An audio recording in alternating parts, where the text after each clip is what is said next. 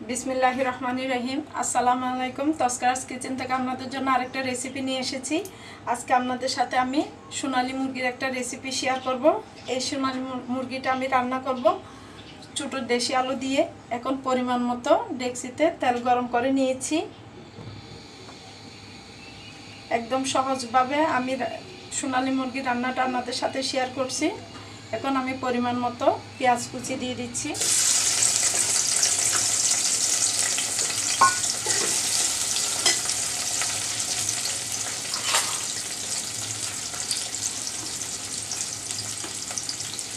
এক চামচ লবণ দিয়ে দিচ্ছি প্রথমে, যদি প্রয়োজন হয় পরে আর অল্প দিব, কারণ পেঁয়াজটা একটু তাড়াতাড়ি নরম হয়ে যাওয়ার জন্য আমি লবণটা এই পর্যায়ে দিয়ে দিলাম।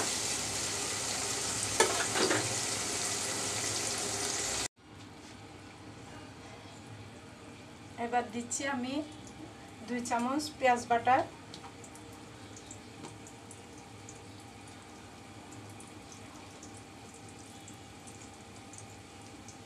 হাফ চামচ দিচ্ছি আদা বাটা,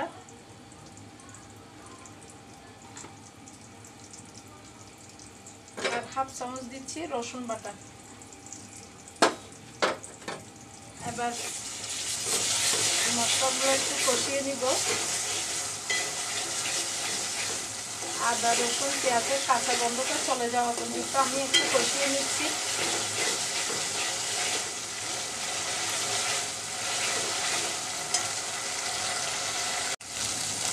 অল্প করে পানি দিচ্ছি কষানোর জন্য, না হয় পেঁয়াজটা পুড়ে যাবে।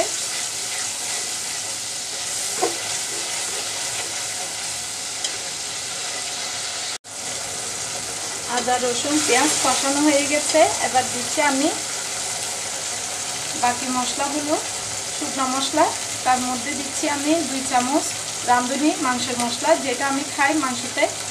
আর দিচ্ছি 1 চামচ ধনিয়ার গুঁড়া, 1 চামচ দিয়েছি জিরার গুঁড়া, 1 চামচ দিলাম হলুদের গুঁড়া, 1 চামচ দিলাম মরিচের গুঁড়া, আর হাফ চামচ দিয়েছি গরম মশলার গুঁড়া। আর এগুলো গোটা মশলার মধ্যে একটা তেজপাতাকে 4 টুকরো করে দিলাম, 5টা এলাচ, 2 টুকরা দারুচিনি, একটা কালো এলাচ, আর একটা স্টার মশলা।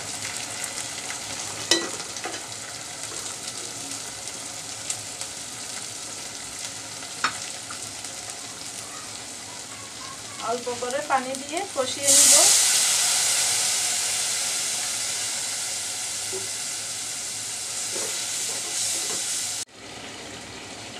এই তো মশলা কষানো হয়ে গেছে। এবার দিয়ে দিচ্ছি আমি সোনালী মুরগি।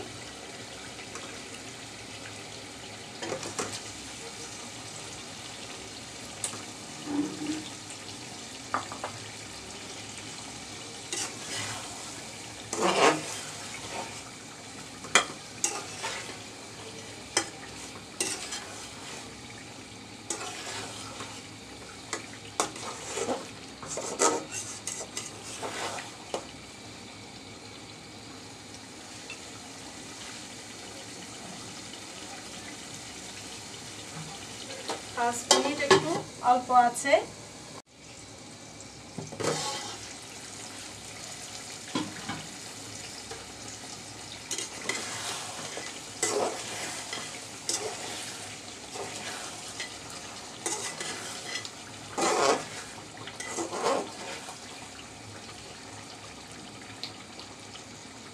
মাংস থেকে যে পানিটা বের হয়েছে ওইটা নিয়ে আমি কষিয়ে নিচ্ছি।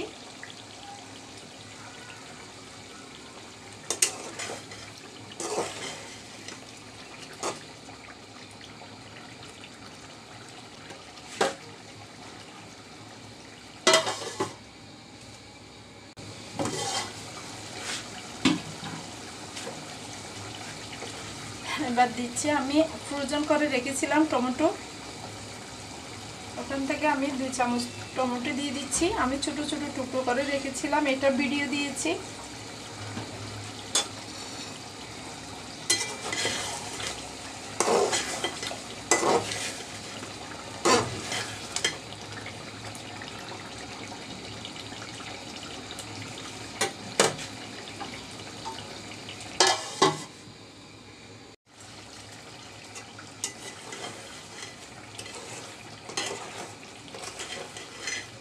মধ্যে আমার মাংস কষানো হয়ে গেছে।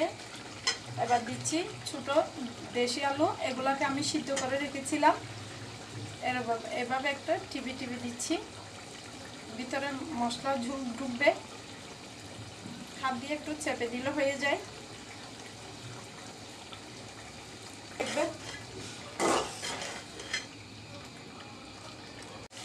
এবার দিচ্ছি আমি ঝোলটা যতটুকু পরিমাণ প্রয়োজন দিয়ে দিচ্ছি। আলু যেহেতু সিদ্ধ করা, বেশিক্ষণ সময় লাগবে না। আর মাংস ভালো করে কষিয়ে নিয়েছি, মাংস সিদ্ধ হতে আর সময় লাগবে না। আমি সেজন্য ঝোলের পরিমাণটা কমিয়ে দিচ্ছি। বলক দিয়ে উঠলে 2-3 মিনিট রেখে রান্না করে আমি নামিয়ে নিতে পারবো। আর অল্প করে পানি দিচ্ছি, যেহেতু আমি এতটুকু পরিমাণ ঝোল রাখতে পারি। আর একটু সিদ্ধ হওয়ার জন্য বাড়িয়ে দিলাম।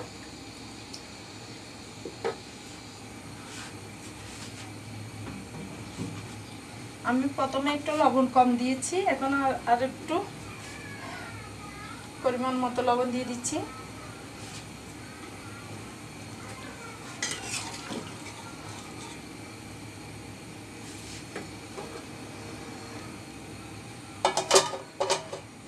ঢাকনাতে তেল না ওঠার জন্য এভাবে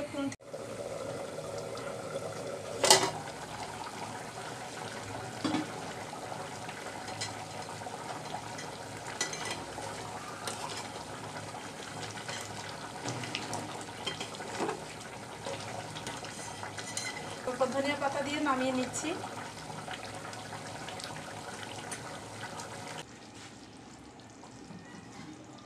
2 মিনিট একটু তেল ওঠার জন্য আমি এভাবে হাফ করে এই তো হয়ে গেল আমার ছোটো দেশি আলু দিয়ে সোনালী মুরগি। দেখতে এরকমই হয়েছে, মাশাআল্লাহ, আলহামদুলিল্লাহ, খুব সুন্দর হয়েছে। আপনারা একবার আমার মতো করে ট্রাই করে দেখবেন। আমি একটু ঝোল রেখেছি, রুটি পরোটার সাথে খাবে, সেই জন্য।